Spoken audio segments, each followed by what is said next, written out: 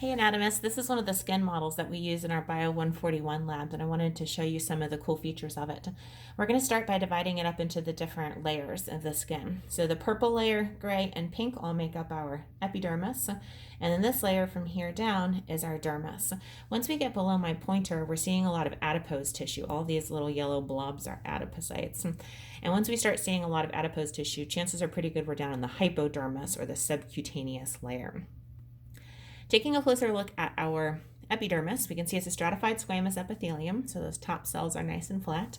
And because this is thin skin, we're seeing 4 layers in the epidermis. In pink up at the top is our stratum corneum.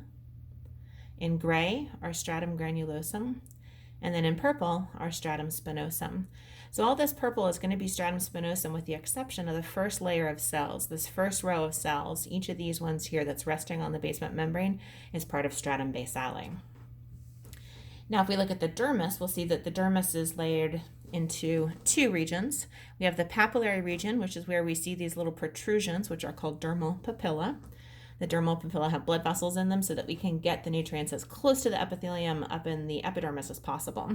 And then down here we have the reticular layer of that dermis.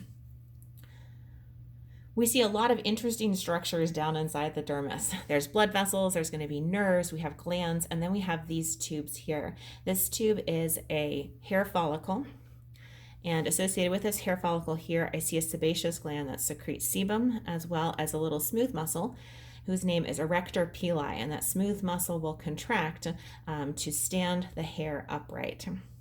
On this side here, we've cut that hair follicle open so we can see what it looks like inside. So again, the purple tube is the hair follicle. In sort of brown here, we can see the hair inside that follicle. We can see the shaft of the hair, which is the part that sticks up above the follicle. We can see the root of the hair, which is located inside the follicle below the surface of the skin.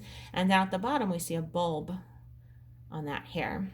And surrounding, or the bulb is surrounding right here, the hair papilla. And that hair papilla has blood vessels in it so that we can get nutrients really close to the portion of the hair that's actively growing. And that is right down here inside of that bulb.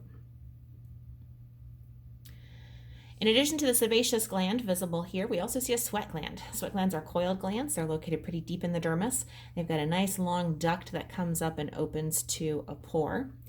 And I also see 2 types of sensory receptors on this model as well. So up here in the papillary layer of the dermis, I see Meissner's corpuscle, aka a tactile corpuscle. And then way down here deep in the dermis, or even maybe the subcutaneous layer, we've got a lamellated corpuscle, also known as a Pacinian corpuscle.